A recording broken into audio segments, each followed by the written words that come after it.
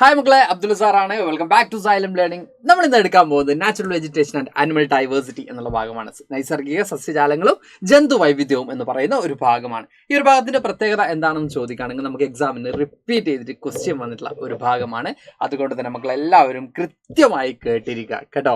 അതായത് ഇവിടെ എങ്ങനെയൊക്കെയാണ് ചോദ്യം വരാം എന്നുള്ളത് നമുക്ക് ഇപ്പോൾ ചെറിയ കൺഫ്യൂഷൻ ആവും. കാരണം നാച്ചുറൽ വെജിറ്റേഷൻ അത്ര ഇമ്പോർട്ടൻ്റ് ആണോ സാറേ, അല്ലെങ്കിൽ അവിടെയുള്ള ആനിമൽ ഡൈവേഴ്സിറ്റി അതൊക്കെ അത്ര ഇമ്പോർട്ടൻ്റ് ആണോ സാറേ എന്നൊരു സംശയം മക്കൾക്ക് ഉണ്ടാവും. അപ്പോൾ അതിനുള്ള ഉത്തരം എന്ന് പറയുന്നത് നിങ്ങൾക്കൊരു പ്രത്യേകത തന്നു, ഒരു സവിശേഷത തന്നു, എന്നിട്ട് നിങ്ങളോട് പറയും ഇത് ഏത് നാച്ചുറൽ വെജിറ്റേഷൻ ആണ്. ലൈക്ക് ഇപ്പോൾ ഒരു അനിമൽ തന്നു, ഒരു അല്ലെങ്കിൽ ഏതെങ്കിലും സ്പീഷീസ് തന്നു, അത് ഏത് നാച്ചുറൽ വെജിറ്റേഷനിലാണ് അല്ലെങ്കിൽ നമ്മൾ ഈ പറയുന്ന ഏത് നൈസർഗിക സസ്യജാലങ്ങളിലാണ് ഇത് കാണപ്പെടുന്നത് എന്ന രീതിയിൽ ചോദ്യം വരാം. ഓക്കെ, അപ്പം അങ്ങനെ ചോദ്യം വരാം. അതുപോലെ തന്നെ match the following type question വരാം.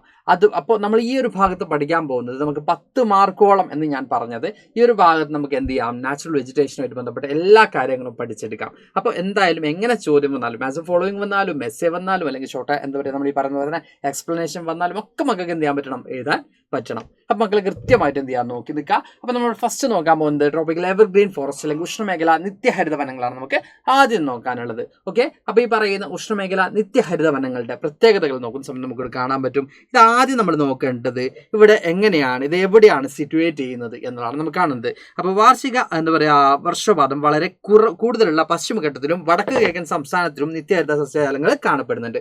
അപ്പോൾ നിത്യഹരിത സസ്യജാലങ്ങൾ പിന്നെ മഷൊന്ന് സാർ മാറ്റിക്കോട്ടെ. ഓക്കെ, അപ്പം നിത്യഹരിത സസ്യജാലങ്ങൾ പ്രധാനമായിട്ടും കാണപ്പെടുന്നത് എവിടെയൊക്കെയാണ് എന്ന് ചോദിക്കുകയാണെങ്കിൽ നമുക്കിവിടെ കാണാൻ പറ്റുന്നത് എവിടെയൊക്കെയാണ് മക്കളെ. യെസ്, ഇവിടെ പറഞ്ഞതുപോലെ തന്നെ എന്താ പറയുക, evergreen forest exist along the western Ghats and the north eastern states where there is high annual rainfall. അപ്പോൾ ഹൈ ആനുവൽ റെയിൻഫാൾ അല്ലെങ്കിൽ നമ്മൾ ഈ പറഞ്ഞ വാർഷിക എന്താ പറയുക വർഷപാതം അല്ലെങ്കിൽ മഴ കൂടുതലുള്ള പ്രദേശങ്ങളാണ് ഈ പറയുന്ന എവർഗ്രീൻ ഫോറസ്റ്റ് എന്ത് ചെയ്യുന്നത് കാണപ്പെടുന്നത്, അല്ലെങ്കിൽ ട്രോപ്പിക്കൽ എവർഗ്രീൻ ഫോറസ്റ്റ് നമുക്ക് കാണപ്പെടുന്നത് നമുക്ക് പറയാൻ പറ്റും. ഇനി ഇവിടെ നമ്മൾ പ്രധാനമായിട്ട് നോക്കേണ്ടത് ഇവിടെ എന്തൊക്കെ ടൈപ്പ് ഓഫ് സ്പീഷീസ് ആണ് അല്ലെങ്കിൽ എന്തൊക്കെ ആനിമൽസ് ആണ് അവിടെ ഉള്ളത് എന്നാണ് നമുക്ക് നോക്കാനുള്ളത്. ഇവിടെ നമുക്ക് കാണാൻ പറ്റും സിംഹവാലൻ കുരങ്ങൻ, പലതരം പാമ്പുകൾ, വിവിധതരം ഷഡ്പഥങ്ങൾ, അതുപോലെ തന്നെ ലോകത്തിലെ ഏറ്റവും വലിയ നിശാശലഭമായിട്ടുള്ള അറ്റ്ലസ് മോത്ത്, ഇതൊക്കെ എവിടെയാണ് നമുക്ക് കാണാൻ പറ്റുന്നത്, ഈ പറയുന്ന എവർഗ്രീൻ ഫോറസ്റ്റ് ആണ് നമുക്ക് കാണാൻ പറ്റുന്നത്. അപ്പോൾ ഇതിൽ ഏതെങ്കിലും ഒന്ന് തന്നിട്ട് ഇത് എവിടെയാണ്, ഏത് ഫോറസ്റ്റിലാണ് എന്ന് ചോദിക്കുകയാണെങ്കിൽ നമുക്ക് എന്ത് ചെയ്യാൻ പറ്റണം, ആൻസർ ചെയ്യാൻ പറ്റണം. ഓക്കെ, അപ്പോൾ ഡിഫറെൻറ്റ് എന്താ പറയുക സ്പീഷീസും അതുപോലെ നമുക്ക് ഇവിടെ പറഞ്ഞാൽ തന്നെ ഡിഫറെൻറ്റ് ബട്ടർഫ്ലൈസും ഒക്കെ കാണപ്പെടുന്നത് എവിടെയാണ്, ട്രോപ്പിക്കൽ എവർഗ്രീൻ ഫോറസ്റ്റിലാണ്. അപ്പോൾ ഈ ഒരു ഭാഗം വന്നാൽ ട്രോപ്പിക്കൽ എവർഗ്രീൻ ഫോറസ്റ്റ് അവിടുത്തെ വാർഷിക റെയിൻപാതം അല്ലെങ്കിൽ വാർഷിക എന്താ പറയുക വർഷപാതം അല്ലെങ്കിൽ നമ്മൾ പറഞ്ഞ ആനുവൽ റെയിൻഫാൾ എന്ന് പറയുന്നത് ഹെവിയാണ് എന്ന് എന്ത് ചെയ്യാം മക്കളെ ഓർമ്മിച്ച് വെക്കാം. ഇനി മറ്റൊരു പ്രദേശമാണ് ഇലപൊഴിയും കാടുകൾ അല്ലെങ്കിൽ ഡിസിഡിയസ് ഫോറസ്റ്റ്. നമ്മൾ നോക്കുന്ന സമയത്ത് ഇവിടെ എന്തായിരിക്കും, ഇവിടെ നമുക്ക് കാണാൻ പറ്റുന്നത് കാലികമായിട്ട് മാത്രമായി ലഭിക്കുന്ന പ്രദേശങ്ങളാണ് എന്ത് കാണപ്പെടുന്നത്, ഇലപൊഴിയും കാടുകൾ നമുക്ക് കാണപ്പെടുന്നത്. അപ്പോൾ ഇവിടെ നമുക്ക് കാണാൻ പറ്റും എന്താണ്, അവിടെ സ്വാഭാവികമായിട്ടും ഓൺലി സീസൺ റെയിൻഫാൾ ആണ് അവിടെ കിട്ടുന്നത്. സീസൺ റെയിൻഫാൾ ആണ് അവിടെ ഉണ്ടാകുന്നത്. എപ്പോഴും മഴയൊന്നും ഉണ്ടാവുന്നില്ല, സീസണലി റെയിൻഫാൾ ആണ് അവിടെ ഉണ്ടാവുന്നത്. ഓക്കെ, ഇനി ഇവിടെ നമ്മൾ പറയുന്നുണ്ട് ഇത് കൂടുതലും കാണപ്പെടുന്നത് എവിടെയാണ്, ഇന്ത്യൻ ഉപദ്വീപിലെ പല പ്രദേശങ്ങളും എന്ത് ചെയ്യുന്നുണ്ട് ഈ കാടുകൾ കാണപ്പെടുന്നത്, അല്ലെങ്കിൽ ഇന്ത്യൻ പെനിൻസുലാസിലാണ് നമുക്ക് എന്ത് കാണപ്പെടുന്നത്, ഇലപൊഴിയും കാടുകൾ നമുക്ക് പ്രധാനമായിട്ടും കാണപ്പെടുന്നത്. ഓക്കെ, ഇനി ഇവിടെയുള്ള മേജർ ആയിട്ടുള്ള സ്പീഷീസ് നമ്മൾ നോക്കുകയാണെങ്കിൽ ഇവിടെ നമുക്ക് കാണാൻ പറ്റും പല ജാതി മാനുകൾ, മുയലുകൾ, മയിലുകൾ, അതുപോലെ തന്നെ വേഴാമ്പല്, മറ്റു പലതരത്തിലുള്ള പക്ഷികൾ, കാട്ടുപോത്ത്, ആന, കടുവ, പുലി, ഇങ്ങനെ നിരവധി എന്തുണ്ട് ജന്തുജാലങ്ങളും ഏറ്റവും കൂടുതലുള്ള വനങ്ങളാണ് ഇവ. അപ്പോൾ എന്തുണ്ട് ഡിഫറെൻറ്റ് ടൈപ്സ് ഓഫ് അല്ലെങ്കിൽ വെറൈറ്റീസ് ഓഫ് സ്പീഷീസും ആനിമൽസും എവിടെയുണ്ട്, നമ്മുടെ ഇലപൊഴിയും കാടുകളിൽ നമുക്ക് കാണാൻ പറ്റും. അപ്പോൾ ഇവിടെ റെയിൻഫാൾ കുറവാണ്, സീസൺ റെയിൻഫാളാണ് ഇവിടെ നമുക്ക് ഇടുന്നത്, ഇലപൊഴിയും കാടുകളിൽ നമുക്ക് കാണാൻ പറ്റുന്നത്. ഇനി അടുത്തതിൽ നമ്മൾ പോവാണ് മുൾച്ചെടികളും കുറ്റിക്കാടുകളിലേക്ക് നമ്മൾ പോകുന്ന സമയത്ത് ഇത് പറയുമ്പോൾ തന്നെ നമുക്ക് അറിയാൻ പറ്റും ഇത് കൂടുതൽ എവിടെയാണ് മക്കളെ, ഡെസേർട്ട് റീജിയൻസ് അല്ലേ. മഴ തീരെ കുറവാണ്.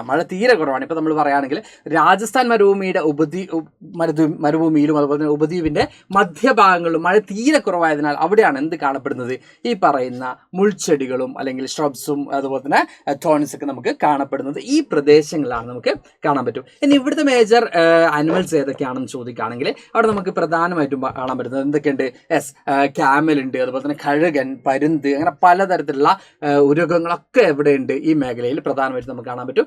വരണ്ട മേഖലയിൽ ജീവിക്കുന്ന പല ആനിമൽസും ആണ്, അല്ലെങ്കിൽ ഡ്രൈ ആയിട്ടുള്ള റീജിയൻസിൽ ഇൻഹാബിറ്റ്സ് ആയിട്ടുള്ള പല ആനിമൽസും ആണ് ഇവിടെ നമുക്ക് പ്രധാനമായിട്ടും കാണപ്പെടുന്നത്. അപ്പോൾ രാജസ്ഥാൻ എന്ന് നമുക്ക് എന്ത് ആലോചിച്ച് നോക്കാം. അപ്പോൾ ഡെസേർട്ട്സ് അല്ലെങ്കിൽ റെയിൻഫാൾ വളരെ കുറവുള്ള ഭാഗത്താണ് എന്ത് കാണപ്പെടുന്നത്, നമ്മൾ ഈ പറഞ്ഞ ട്രോപ്പിക്കൽ തോൺസ് ആൻഡ് ഷ്രബ്സ് നമുക്ക് കാണപ്പെടുന്നത്. ഇനി അടുത്തൊരു ഭാഗം നമ്മൾ നോക്കുകയാണെങ്കിൽ മാംഗ്രോവ്സ് അല്ലെങ്കിൽ കണ്ടൽ കാടുകൾ. ഈ ഭാഗം നമുക്ക് റിപ്പീറ്റ് ചെയ്ത് ക്വസ്റ്റ്യൻ വന്നിട്ടുണ്ട്. അതായത് ഉപ്പ് രസമുള്ള മണ്ണിൽ വളരുന്ന പ്രത്യേകതരം സസ്യജാലങ്ങളാണ് ഡാഷ് എന്നാണ് നമുക്ക് ചോദ്യം വന്നിട്ടുള്ളത്. നമ്മൾ പ്രീവിയസ് ഇയർ ക്വസ്റ്റ്യൻ ഒക്കെ എടുക്കുമ്പോൾ നമുക്ക് കാണാൻ പറ്റുന്ന ഒരു ഭാഗമാണിത്. അപ്പോൾ ഇവിടെ നമ്മൾ കണ്ടൽ കാടുകളാണ് നമ്മളത് പറയുന്നത് അല്ലേ, അല്ലെങ്കിൽ മാംഗ്രോവ് ഫോറസ്റ്റ് ആണ് നമ്മളവിടെ പറയുന്നത്. അപ്പോൾ എന്തുണ്ട്, എന്താ പറയുക, these are peninsular peculiar plants species that grow in saline soil. അപ്പോൾ saline soil that means നമ്മൾ ഈ പറഞ്ഞ പോലെ തന്നെ എന്താണ്, ഉപ്പിന്റെ രസമുള്ള ഉപ്പിന്റെ അംശമുള്ള സോയിലാണ് നമുക്ക് എന്ത് കാണാൻ പറ്റുന്നത്, കണ്ടൽ കാടുകൾ കാണാൻ പറ്റുന്നത്, അല്ലെങ്കിൽ മാംഗ്രോവ്സ് നമുക്ക് കാണാൻ പറ്റുന്നത്. ഓക്കെ, അപ്പോൾ പ്രധാനമായിട്ടും ഇത് എവിടെയായിരിക്കും, സ്വാഭാവികമായിട്ട് നമുക്ക് കാണാൻ പറ്റും നദീമുഖങ്ങളിലും അതുപോലെ തന്നെ സമുദ്ര തീരങ്ങളിലും കരയിച്ചിലിനെ ചെറുക്കുന്നത് ഈ പറയുന്ന കണ്ടൽക്കാടുകളാണ്. കണ്ടൽക്കാടുകൾക്ക് വലിയ പ്രത്യേകതകളുണ്ട് അല്ലേ. കണ്ടൽക്കാടുകളുമായിട്ട് ബന്ധപ്പെട്ട ആളുകളുണ്ട്. ഏറ്റവും ഫേമസ് ആയിട്ടുള്ള ഒരു പേഴ്സൺ ഉണ്ട്, അദ്ദേഹത്തിന്റെ പേര് മക്കൾ എന്ത് ചെയ്യണം, താഴെ കമന്റ് ചെയ്യണം കേട്ടോ. കണ്ടൽക്കാടുകളായിട്ട് ബന്ധപ്പെട്ട ഏറ്റവും ഫേമസ് ആയിട്ടുള്ള ഒരു മലയാളി ഉണ്ട് അല്ലേ, അദ്ദേഹത്തിന്റെ പേര് എന്ത് ചെയ്യണം മക്കൾ, താഴെ കമന്റ് ചെയ്യണം. ഓക്കെ, എന്നിവിടെ നമ്മൾ പറയുന്നത് എന്താണ്, പ്രധാനമായിട്ടും ബംഗാൾ എന്ന് പറയുക, പശ്ചിമ ബംഗാളിലെ കണ്ടൽക്കാടുകളിലാണ് എന്ത് കാണപ്പെടുന്നത്, ബംഗാൾ ടൈഗർ നമുക്ക് കാണപ്പെടുന്നത്, അല്ലെങ്കിൽ ബംഗാൾ കടുവകളെ കാണപ്പെടുന്നത്. ബംഗാൾ കടുവകൾ എവിടെ കാണപ്പെടുന്നു എന്ന് ചോദിക്കുകയാണെങ്കിൽ നമുക്ക് അവർക്ക് കൃത്യമായിട്ടും കൊടുക്കാൻ പറ്റും. ഈ പറയുന്ന മാംഗ്രോവ്സ് അല്ലെങ്കിൽ എന്താ പറയുക കണ്ടൽക്കാടുകളുള്ള പ്രദേശത്തിലാണ് നമുക്ക് കാണാൻ സാധിക്കും. ഇനി ഇവിടെ നമ്മൾ പറയുന്നത് എന്തൊക്കെയാണ്, മറ്റ് പ്രത്യേകതകൾ എന്തൊക്കെയാണെന്ന് നോക്കുകയാണെങ്കിൽ നിരവധി മത്സ്യങ്ങളുടെ പ്രജനന കേന്ദ്രമാണിത് കണ്ടൽക്കാടുകളുടെ വേര് എന്ന് നമുക്ക് കാണാൻ പറ്റും. ഇത്രയും കാര്യങ്ങളാണ് കണ്ടൽക്കാടുകളെ കുറിച്ച് അല്ലെങ്കിൽ മാംഗ്രോവ്സിനെ കുറിച്ച് നമുക്ക് നോക്കാനുള്ളത്. ഇനി വരുന്നതാണ് പർവ്വത വനങ്ങൾ അല്ലെങ്കിൽ മൗണ്ടൻ ഫോറസ്റ്റ് ആണ് നമുക്ക് ഇവിടെ വരുന്നത്. ഓക്കെ, അപ്പോൾ സ്വാഭാവികമായിട്ടും ഏറ്റവും ഉയരം കൂടിയിട്ടുള്ള പ്രദേശങ്ങളിൽ കാണപ്പെടുന്ന തരത്തിലുള്ള എന്തായിരിക്കും, എസ്പായൽ വർഗ്ഗ സസ്യങ്ങളും പർവ്വത എന്ത് ചെയ്യുന്നുണ്ട്, വനത്തിൽ പെടുന്നുണ്ട്. അതുപോലെ തന്നെ എന്താ പറയുക, കസ്തൂരിമാൻ, വരയാട്, ഹിമപ്പുലി തുടങ്ങിയ അപൂർവ ജീവികളുടെ ആവാസ കേന്ദ്രമാണ് ഇത് നമുക്ക് കാണാൻ പറ്റും. മേജർ ആനിമൽസ് എന്ന് പറയുന്നത് several animals like musk deer, snow leopard and the Himalayan tahr have their inhabitants of the in these forest, the high ranges of Western Ghats in abode of the Nilgiri tahr. അപ്പോൾ ഇത്രയും പ്രധാനപ്പെട്ട എന്തിൻ്റെ ആനിമൽസ് നമുക്കിവിടെ കാണപ്പെടുന്നുണ്ട്. Okay, അതുപോലെ തന്നെ നമ്മളിവിടെ പറയുന്നുണ്ട് ഉയർന്ന പ്രദേശങ്ങളിൽ വരയാട് കാണപ്പെടുന്നുണ്ട് എന്ന് നമുക്ക് എന്ത് ചെയ്യാനായിട്ട് പറയാനുണ്ട്. അപ്പോൾ ഇതാണ് മൗണ്ടൻ ഫോറസ്റ്റിനെ കുറിച്ച് നമുക്ക് എന്ത് ചെയ്യാനുള്ളത്, എടുക്കാനുള്ളത്. അപ്പോൾ നമ്മളിവിടെ പറയുന്നത് ഈ പറയുന്ന ഭാഗത്ത് നമുക്ക് എന്ത് പ്രതീക്ഷിക്കാം, ചോദ്യങ്ങൾ പ്രതീക്ഷിക്കാം. അപ്പോൾ ഇത്രയേ ഉള്ളൂ മക്കളെ. ഏറ്റവും കുറച്ച് കൺഫ്യൂസ്ഡ് ആവുന്ന ഭാഗമാണിത്, ബട്ട് നിങ്ങൾക്ക് സിമ്പിളായിട്ട് പഠിച്ചെടുക്കാം. ഈ കണ്ടൽക്കാടുകളിൽ എന്തൊക്കെ ആനിമൽസ് ഉണ്ട്, കണ്ടൽക്കാടുകളുടെ സോയിൽ എന്താണ്, അത് മാത്രമേ അവിടെ പഠിക്കാനുള്ളൂ. അപ്പോൾ അതിന് നമ്മൾ ഈ പറഞ്ഞ പോലെ തന്നെ പർവ്വതവനങ്ങൾ അല്ലെങ്കിൽ മൗണ്ടൻ ഫോറസ്റ്റ് അത് മാത്രമേ പഠിക്കാനുള്ളൂ. ഇനി അവിടെയോ നമ്മൾ നോക്കുകയാണെങ്കിൽ മുൾച്ചെടികളും കുറ്റിക്കാടുകളും എവിടെയാണ് കാണപ്പെടുന്നത്, മേജർ ആനിമൽസ് ഏതൊക്കെയാണ്, അത് മാത്രം അവിടെ പഠിച്ചാൽ മതി. ഇനിയോ ഇലപൊഴിയും കാടുകളും അതുപോലെ തന്നെ എവിടെയൊക്കെയാണ് കാണപ്പെടുന്നത്, എന്താണ് അവിടുത്തെ പ്രധാനപ്പെട്ട ആനിമൽസ്. നമ്മൾ ഫസ്റ്റ് വൺ ഉഷ്ണമേഖല നിത്യഹരിത വനങ്ങൾ, അവിടെയും പ്രധാനമായിട്ടുള്ള ആനിമൽസ് ഏതൊക്കെയാണ്, അവിടെ എന്താ പറയുക, എന്തൊക്കെയാണ് അവിടുത്തെ സ്ഥല പ്രത്യേകതകൾ, ഇത്ര മാത്രമേ മക്കൾക്ക് അവിടെ പഠിക്കാനുള്ളൂ. പക്ഷെ കുറച്ച് കോംപ്ലിക്കേറ്റഡ് ആണ്, കുറച്ച് കൺഫ്യൂസ്ഡ് ആവുന്ന ടോപ്പിക് തന്നെയാണ്. എന്നാലും മക്കൾ എന്ത് ചെയ്യുക, അടിപൊളിയായിട്ട് പഠിച്ചെടുക്കുക. ഇത്തരം സിമ്പിൾ ആയിട്ടുള്ള ഭാഗങ്ങൾ പഠിച്ചാൽ മാർക്ക് സ്കോർ ചെയ്യാൻ പറ്റും. ഈ ഭാഗത്തൊക്കെ ചോദ്യം നമുക്ക് എന്ത് ചെയ്യാം, എക്സ്പെക്ട് ചെയ്യാം. പല പ്രാവശ്യം ചോദ്യങ്ങൾ വന്നിട്ടുള്ള ഭാഗമാണ്. അപ്പോൾ ഇതുപോലുള്ള ചെറിയ ചെറിയ വീഡിയോസിലൂടെ നമ്മൾ എല്ലാ ഭാഗങ്ങളും പാഠഭാഗങ്ങളും എടുത്തു തരുന്നതാണ്. അപ്പോൾ ഞാനും അനഗമിസും എല്ലാവരും മാറിയിട്ട് എന്ത് ചെയ്യുന്നുണ്ട്, എടുത്തു തരുന്നതാണ്.